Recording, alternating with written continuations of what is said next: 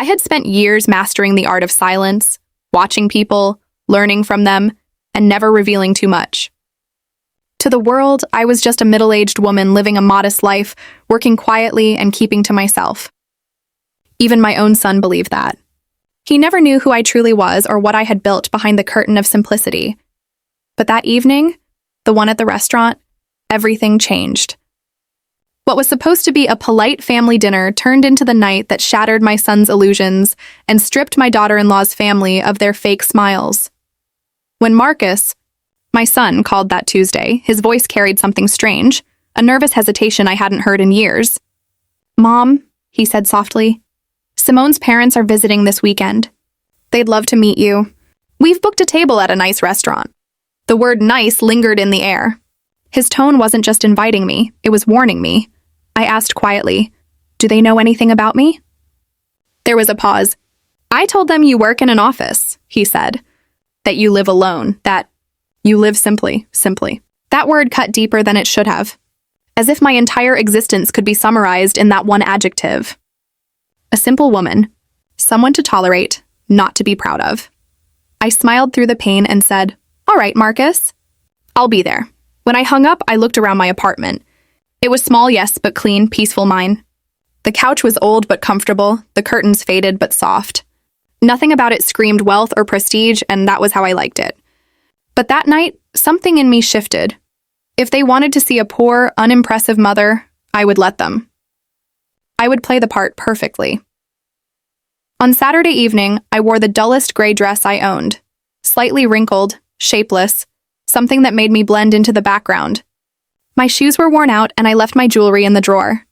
I tied my hair back loosely and looked at my reflection. The woman staring back looked tired, fragile, invisible, perfect. When I reached the restaurant, the glow of chandeliers reflected on luxury cars parked outside. A doorman in white gloves opened the door for me, his polite smile fading when he saw my outfit. I could almost read his thoughts. Marcus was standing near the window, dressed immaculately in a navy blue suit. When he saw me, I noticed his smile falter just slightly, enough for me to know he was embarrassed. "Mom," he said, forcing a grin, "you came." "Of course," I said softly. "You asked me to."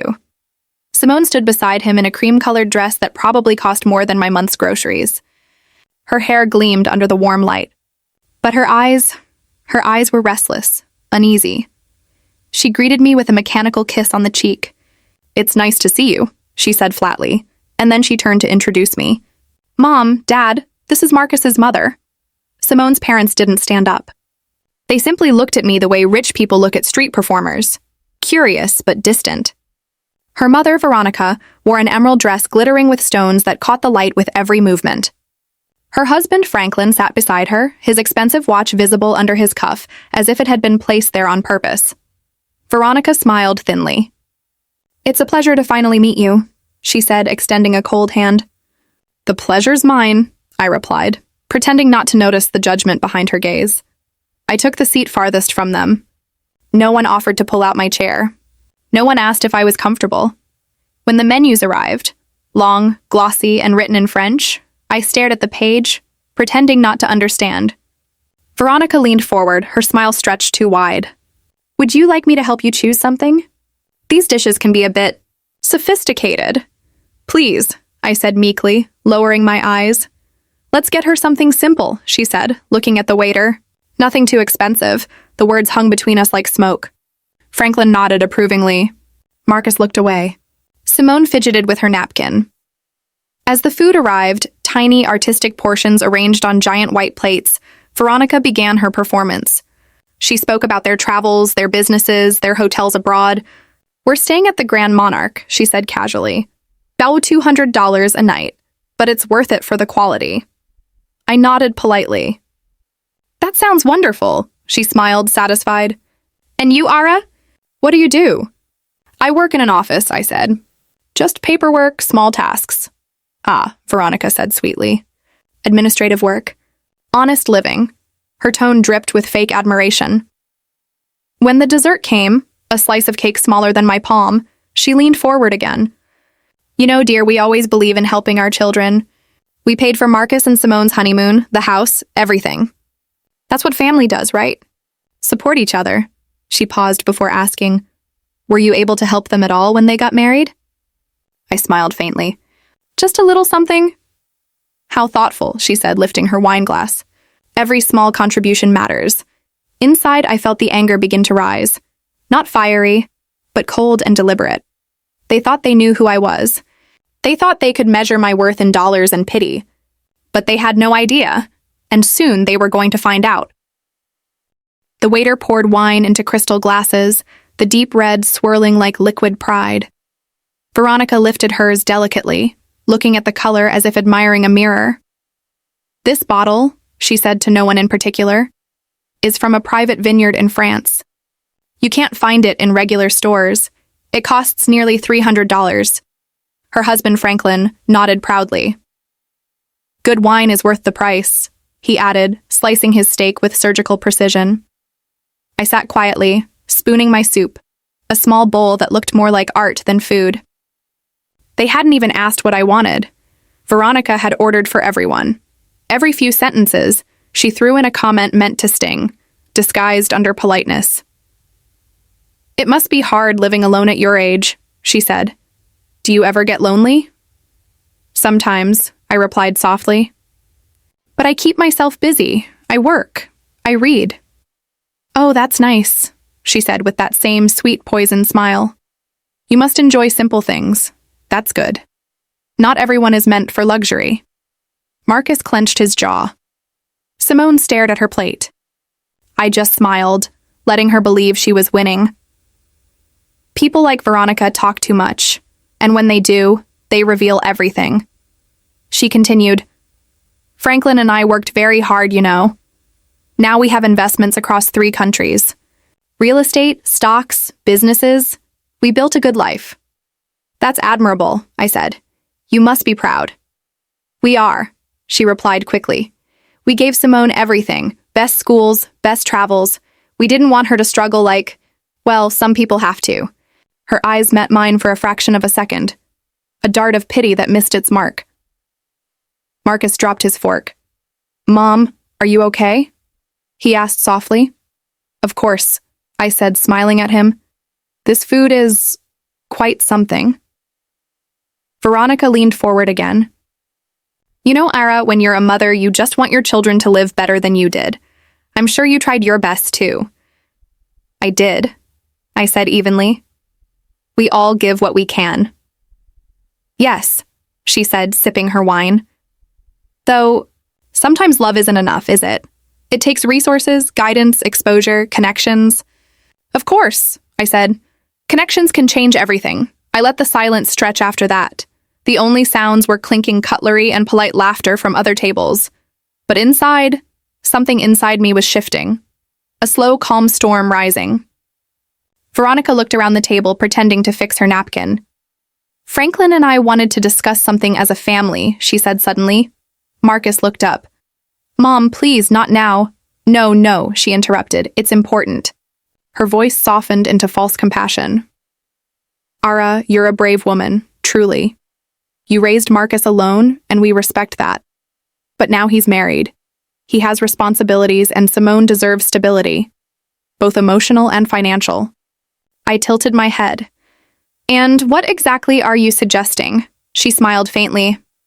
"Nothing complicated. We just want to help. Franklin and I thought, perhaps we could provide you with a small monthly allowance, just something to make your life easier, so Marcus doesn't have to worry about you. An allowance." The word echoed like thunder inside me. Franklin nodded. "Yes, something modest. Say $600, maybe $700 per month. Enough for your basic needs. We'd feel better knowing you're comfortable." "And in exchange?" I asked calmly. Veronica's smile sharpened. "Nothing much. Just let Marcus and Simone focus on their marriage. Give them space. Don't visit too often. They're young. They need freedom." The audacity almost made me laugh. They wanted to buy my silence and my absence. Marcus's face turned red. "Mom, you don't have to." I raised a hand gently. "It's all right, Marcus, I'm just listening." Veronica looked relieved. "I knew you'd understand." You're sensible. Some people might take offense, but we mean well. I took a deep breath, set my spoon down, and looked at her directly for the first time that evening. You know, Veronica, I said softly, you remind me of someone I used to work with. She also believed money could fix everything, that it could buy respect, peace, even love. Veronica blinked, unsure how to respond. What happened to her? Franklin asked. Oh, I said, smiling. She learned a hard lesson. Money can't buy dignity. It only rents it temporarily. The table fell silent. Simone looked frozen. Marcus lowered his gaze. I wiped my lips with the napkin. Veronica, just out of curiosity, how much did you say you spent on Marcus and Simone's house? 40,000, she replied proudly. Plus another 15 for the honeymoon. Ah, I said, nodding. So 55,000 in total. That's generous. She smiled smugly. We believe in giving without limits when it comes to our children. Beautiful philosophy, I said softly. But tell me, did that 55,000 buy you what you really wanted? Respect? Control? Gratitude? The smile faded from her lips. What's that supposed to mean? She asked stiffly. It means, I said, you didn't invest in your daughter's happiness. You invested in your ego. Marcus closed his eyes. Franklin shifted uncomfortably. Simone whispered, Mom, please stop. But Veronica didn't. She forced a smile. I think this conversation is getting off track. No, I said quietly. For the first time tonight, it's on track. For a moment, none of us spoke. The air around the table felt heavy, charged, like the moment before a storm breaks. Then, in a calm tone that almost surprised me, I said, You think I'm a poor woman living off scraps, Veronica. But you've made one mistake. She frowned. And what's that? You assumed you were sitting across from someone powerless. For a few seconds, no one at that table moved. The soft clinking of cutlery from nearby diners filled the silence between us. Veronica's perfectly painted smile twitched slightly, her mask of elegance beginning to slip. I'm not sure what you mean, she said finally, her voice tight. Oh, you do, I replied gently. You've spent this entire dinner analyzing me, my clothes, my words, my manners, as if trying to price me like an item in a store. Franklin leaned forward, his expression controlled but sharp. That's an unfair accusation, Mrs., I corrected softly. Mrs. Aara, he blinked.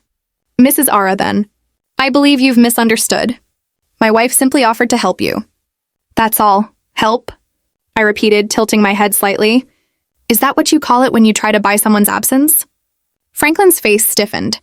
Marcus muttered under his breath. Mom, please. No, Marcus, I said, still calm. This is important. Veronica took a sip of her wine, trying to recover her poise. I think we've crossed a line here. Perhaps this isn't the right setting for such personal topics. Why not? I asked, smiling politely. You were perfectly comfortable talking about my income, my loneliness, my worth, until the subject turned around. Her eyes flickered with irritation.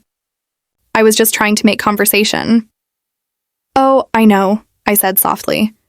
But not all conversations are kind, Veronica. Some are daggers wrapped in velvet. The waiter returned quietly to refill glasses, clearly sensing the tension. None of us looked at him. When he left, Veronica inhaled deeply. I don't see why this has to be uncomfortable. We're all family here, aren't we? Family? I repeated, my voice low but steady. Family doesn't put a price on affection. Family doesn't humiliate one another under the pretense of generosity. Franklin interjected, Now hold on. You're twisting our words. We were only thinking of Marcus's future. I nodded slowly. That's exactly what worries me. The way you think about the future, as if people are investments and relationships have balance sheets. Veronica's smile vanished completely. I think we're done here. I think we're just getting started, I replied. Marcus rubbed his forehead. Simone looked as though she might cry. I reached for my water glass and spoke evenly. Veronica, you said you admire women who struggle alone. That's kind of you. But tell me something, have you ever actually struggled alone? What a strange question, she said with forced laughter. Is it? I asked. Have you ever built something from nothing? Paid rent with coins? Gone to work sick because missing a day meant no food on the table? Veronica shifted in her seat. I don't think my personal history is relevant. Oh, I think it's extremely relevant, I said. Because you're sitting here judging someone whose path you've never walked. You see a woman in simple clothes and assume weakness. But what you call weakness? I leaned forward slightly. I call survival. Simone whispered. Mom, maybe we should— No, Veronica snapped. I will not be lectured about my own intentions. I smiled faintly. Intentions don't matter much when the impact is cruelty. She fell silent. For a moment, I thought I saw something flicker behind her eyes. Not guilt, but discomfort. The realization that her control over this dinner was slipping away. I placed my napkin on the table. Veronica, you wanted to help me with $700 a month. Allow me to make a counteroffer. Franklin frowned. A counteroffer? Yes, I said, my tone still pleasant. I'll give you $1 million if you can prove that you've ever treated someone kindly who had nothing to offer you in return. The table went completely still. Veronica blinked several times. Excuse me? You heard me, I said. 1 million. Right now. Prove to me that your kindness doesn't have a price tag. She stared at me, speechless. Franklin opened his mouth to protest, then shut it again. Marcus's eyes widened. Mom, he whispered, what are you— Teaching a lesson, I said softly. Veronica finally found her voice. This is absurd. You're mocking us. No, I said, I'm holding up a mirror. You don't have to like what you see, but that doesn't make it less true. Franklin's voice turned cold. Even if you had that kind of money, it wouldn't justify this display. I smiled. Not cruelly, but knowingly. Oh, I have it. More than you can imagine. But I don't flaunt it in dresses or wines or imported jewelry. I keep it in silence where true wealth belongs. Veronica gave a short, bitter laugh. You expect me to believe that you, this woman, earn millions? Yes, I said simply. Because I built my life quietly while people like you were busy showing off theirs. She looked genuinely unsettled now, searching my face for any sign of a joke. But there wasn't one. Marcus looked between us, confusion and realization mixing on his face. Mom, he said slowly, what are you talking about? I turned to him, my tone softening. You never asked what I really do, Marcus. And I never told you. Not because I wanted to deceive you, but because I wanted you to grow without leaning on me. Simone's eyes widened. So what do you do? I leaned back, folded my hands, and met Veronica's gaze. I manage more than you can comprehend. Let's just say, I'm not the one who should have been pitied at this table. Veronica's voice trembled slightly. You're lying, I smiled again, calm, quiet, certain. Then by all means find out. For a long moment, nobody breathed. The restaurant's soft piano music felt like a cruel joke against the tension at our table. Veronica's elegant hand froze around her wine glass, her diamond ring catching the light like a silent witness. Find out? She repeated slowly, forcing a laugh that didn't sound human. Please, Aara, this is ridiculous. You expect us to believe you're wealthy? That you, of all people, have money? I looked at her without blinking. I don't expect you to believe anything, I said. I'm just done pretending to be what you wanted me to be. Franklin's eyes narrowed. You're bluffing. If you had real money, Marcus would know. Simone would know. I turned to my son. His face was pale, a storm of confusion and guilt behind his eyes. Mom? He whispered. What are you saying? I placed my hands flat on the table. My voice stayed calm. Marcus, for 30 years, I lived modestly. You saw me working long hours, coming home tired, cooking simple food.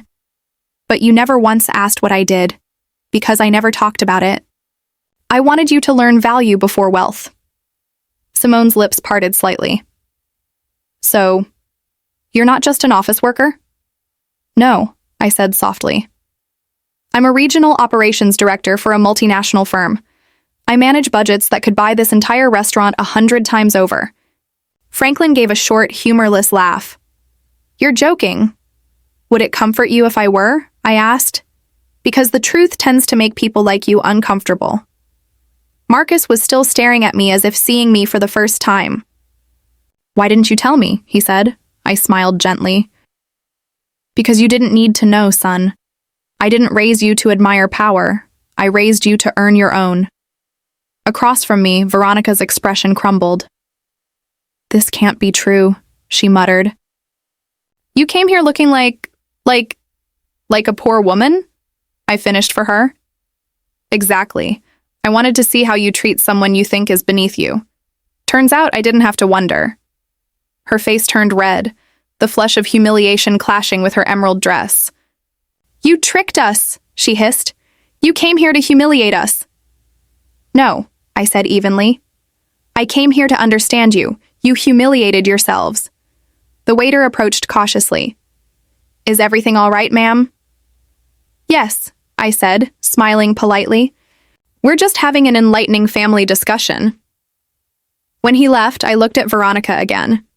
You've spent the evening teaching me about refinement, about how quality is worth paying for. You're right, it is. But refinement doesn't come from money, Veronica. It comes from character. And that, I'm afraid, can't be bought. Franklin clenched his jaw. Enough of this nonsense. You can't talk to my wife like that. Oh, I can, I replied. Because for the past hour, your wife has talked to me like I was charity. So allow me to return the courtesy. Simone covered her face with trembling hands. Marcus reached for my arm. Mom, please, let's just leave. I shook my head. Not yet. I looked directly at Veronica. You wanted to give me $700 a month to disappear, right? To stay away from my own son? Veronica said nothing. Well, I continued softly, here's my offer. I'll transfer you $1 million tonight if you can show me a single moment in your life when you helped someone without expecting recognition, gratitude, or control. Veronica's lip quivered. You're being cruel. No, I said. You were cruel. I'm just being honest. Franklin glared at me. We don't need your money. Good, I said, reaching into my faded tote bag. I pulled out a slim black card, metallic, gleaming, the kind that didn't have a spending limit. I laid it gently on the white tablecloth in front of Veronica. This is my corporate card, I said. It can buy more than your entire jewelry collection. Why don't you use it to pay for dinner? It's the least I can do after your generosity. For a moment, she stared at it, frozen. Then her trembling hand picked it up. The light reflected off the engraved letters. Aara Sterling, Regional Director. Her eyes darted between the card and me. You really are... Yes, I said. The same woman you called simple. The same one you pitied. The same one you thought wasn't enough for her son. Marcus whispered, Oh my God. Simone's face turned pale. I didn't know. I know, I said softly. You just never asked, Veronica's voice cracked. You've been hiding behind false modesty. That's deceit. I tilted my head. And what were you hiding behind, Veronica? Money, diamonds, fake smiles. We all wear masks. The only difference is, mine came off first. Franklin tried to salvage the situation. We misjudged, all right? But that doesn't give you the right to insult us in public. I'm not insulting you, I said quietly. I'm giving you the truth you've been avoiding your whole life, that money can decorate your world, but it can't clean your conscience. Veronica's eyes glistened with angry tears. You think you're better than us? No, I said, standing up slowly. I just know who I am, and that's something you've never learned. She slammed her napkin on the table. You humiliated me in front of my own daughter. No, Veronica, I said calmly, picking up my tote. You did that yourself, the moment you mistook humility for weakness. For a brief second, nobody spoke. The air was thick enough to cut. Simone began crying silently, Marcus staring at his untouched food. I looked at my son, then at Veronica and Franklin. You thought I was here to fit into your world, I said. But I don't need your world. I built my own. I took one step back, then paused. Enjoy the dinner. The bill's already paid. The cold air outside the restaurant hit me like freedom. For a moment, I just stood there beneath the golden streetlights, feeling my heart slow down. Inside, I had left behind not just arrogance, but years of silence. I took a long breath. The city lights reflected on the wet pavement like broken mirrors. Every step I took away from that restaurant felt lighter, like shedding layers of an old disguise. "Mom, wait." Marcus's voice called behind me. I turned. He was running toward me, his face a mix of shock, shame, and something new. Admiration. "Mom," he said, breathless, "why didn't you tell me? About any of this?" I smiled faintly. "Because, son, you didn't need to know who I was to become who you needed to be." He shook his head, still trying to process everything. "I thought I knew you completely. I thought you were just ordinary."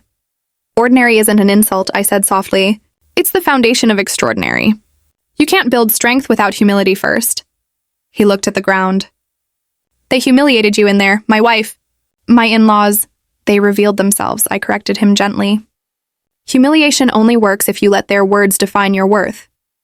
I stopped doing that a long time ago. For a while, we just stood there under the night sky. Cars passed, people laughed in the distance, but between us was a silence thick with truth. "Simone didn't say a word," Marcus said finally. "She just sat there letting them do this." "She was torn," I said, "between loyalty and decency. Don't judge her too quickly. People raised in luxury rarely know how cruelty sounds, because they call it culture." Marcus frowned. "What happens now?" "Now," I said, "we live honestly, and let them live with what they've learned." Before I could say more, the restaurant door swung open again. Veronica stepped out, her heels clicking sharply against the stone. Her husband followed, his jaw tight. "Aara," she called. "We're not done." I turned slowly. "Oh, I think we are." She walked closer, her composure cracking with every word. "You made us look like fools in front of our daughter." "You didn't need my help for that," I replied calmly. "You managed just fine on your own." Franklin raised his voice. "You ambushed us. You deceived everyone with your act." I met his glare. "No, Franklin. I tested you, and you failed. Not because you're rich, but because you're empty." Veronica's lips trembled. "You think money makes people bad?" "No," I said, "money reveals who they really are. It amplifies whatever's inside, kindness or cruelty." She stared at me for a long moment, her anger shifting into something else. Fear, maybe. Then she said quietly, "You won't get away with this. People like you always want revenge." "Revenge?" I said, almost smiling. "No, Veronica. I don't want revenge. I want peace. The kind that comes from knowing I don't have to pretend anymore." Franklin stepped forward, his voice lower now. "You're proud of yourself, aren't you? Embarrassing your son's family like this?" I looked at Marcus, then back at him. "I'm proud of being honest, something your family clearly finds embarrassing." Veronica's eyes glistened. "You humiliated us. You think that's strength? You think that makes you better?" "No," I said gently. "It just makes me free." She opened her mouth again but couldn't find words. The tears that had been hiding behind her anger finally escaped. For the first time that night, Veronica looked human. Not polished. Not perfect, just broken. Simone appeared behind her parents. Her eyes were red. She walked toward us, her voice shaking. "Mom, Dad, stop, please." Veronica turned sharply. "Simone, get in the car." But Simone didn't move. Instead, she looked at me. "I'm sorry," she said quietly. "For everything. For letting them talk to you that way. I should have stopped them," her mother gasped. "Simone?" "No, Mom," she said, stronger now. "You were wrong. You treated her like she was beneath you, and I let you. But she's the only one tonight who acted with dignity." Veronica stared at her daughter as if she'd been slapped. Simone turned to Marcus. "I don't blame your mother. She showed us who we really are. And I don't like what I saw." Franklin clenched his fists. "Enough, Simone." But she shook her head. "No, enough pretending." The silence that followed was thick, heavier than all the expensive jewelry and fake politeness combined. Finally, Veronica turned away, humiliated beyond words. "Let's go," she whispered to her husband. They walked toward their car, their once proud shoulders sagging under the weight of truth. Simone stood still, tears falling freely now. "I don't know how to fix this," she whispered. "You start," I said softly, "by not becoming them." She nodded weakly. "I'll try." Marcus put an arm around her. He looked at me with eyes full of apology. "Mom, I don't deserve you." "You don't have to," I said. Just learn from me. Be better than us." He nodded slowly. "I will," I smiled, though my heart felt heavy. Then tonight wasn't wasted. I turned toward the street to call a cab, and just before stepping in, I glanced back one last time. Veronica and Franklin's car sped off, its taillights vanishing into the distance. For people who had everything, they suddenly looked very small. The city was quiet by the time I reached home. I unlocked my door, stepped inside, and let the silence embrace me. It wasn't empty. It was peaceful, like an old friend waiting for me. I hung my shawl, placed my bag on the chair, and finally sat by the window. The moonlight spilled across the floor, turning everything silver. For the first time in years, I allowed myself to breathe, deeply, freely. I thought of Marcus, of Simone, of Veronica and Franklin, and of that dinner that had begun as a test and ended as a mirror, reflecting everyone's truth, including mine. For years, I'd worn humility like armor. It protected me, but it also hid me. Tonight, I'd taken it off, not to show pride, but to remind myself that silence shouldn't always mean surrender. My phone buzzed on the table. A message from Marcus. "Mom, can I come over tomorrow? I want to talk." I smiled and typed back. "Of course, son. Breakfast?" He replied instantly, "Yes, I'll bring Simone." The next morning, I set the table simply, just the way I liked it. Parathas, tea, scrambled eggs, and the scent of home. By the time the doorbell rang, I had already calmed the storm inside me. When I opened the door, Marcus and Simone stood there. No fancy clothes, no makeup, no pride. Just two people who had seen the truth and wanted to start again. "Come in," I said warmly. They sat down quietly. For a moment, no one spoke. Marcus looked around my small apartment as if seeing it for the first time. The framed photos, the plants, the handmade cushions. "It's peaceful here," he said finally. "It's enough," I replied. "Peace always is." He reached across the table and took my hand. "Mom, I'm sorry," he said, voice trembling. "I should have defended you. I shouldn't have let them treat you that way." I squeezed his hand gently. "Marcus, you don't owe me an apology. You just needed to see. Sometimes seeing the truth hurts, but it's necessary." He nodded, eyes shining. "It hurt," he admitted. "It really did." Then Simone spoke softly, her voice barely above a whisper. "Mrs. Aara, I owe you an apology too." I looked at her kindly. "You don't owe me anything, child." "I do," she insisted, tears welling in her eyes. "I stayed silent while they looked down on you. I was raised to think status meant respect. But last night you showed me what real respect looks like. You earned mine and forever," I smiled gently. "Simone, what matters isn't where you come from. It's what you do after you learn better." She nodded, wiping her tears. "I want to be better, truly." Marcus looked between us. "We've decided something," he said. "We're moving out of Simone's parents' house. We'll start fresh. Small apartment, new jobs, no more help from them, just our own life." My heart swelled with quiet pride. "That's the right choice," I said. "It's time you build your own story, one that doesn't depend on anyone's approval." Simone smiled faintly. "Your strength scares me," she said softly. I chuckled. "It shouldn't. It's not strength, it's clarity. Life taught me early that the world doesn't owe you kindness.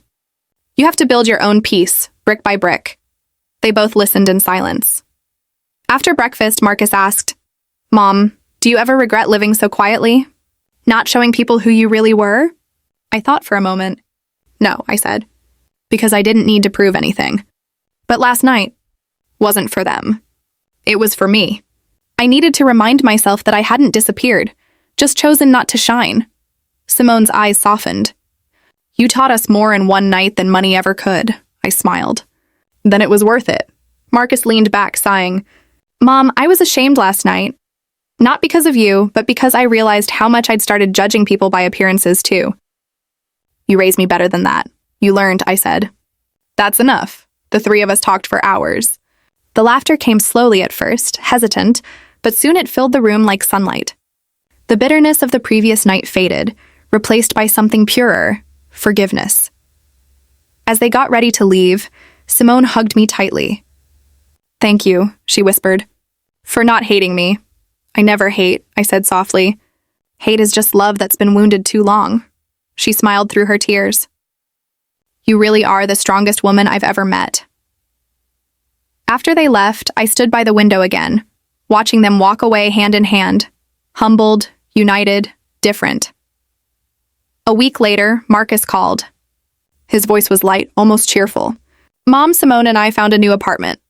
It's small but perfect. We want you to visit soon. I'd love that, I said. He paused. Also, I met with a financial advisor. I want to start my own business. A small one, maybe something meaningful, something that helps people. My heart warmed. Now that, I said, sounds like the best kind of wealth. That night, I sat alone with my tea, looking at the stars through the window. They shone like scattered memories, distant but comforting. I thought of Veronica and Franklin. I hadn't heard from them since that night. Maybe they were still angry, or maybe deep down they were learning too. Some lessons echo long after the classroom closes. I smiled to myself. I didn't need their apology. Life had already given me something better, closure. And as I turned off the lights, one thought stayed with me, gentle and true. Sometimes silence is mistaken for weakness. But silence is just the pause before strength speaks. And when it finally does, the world listens.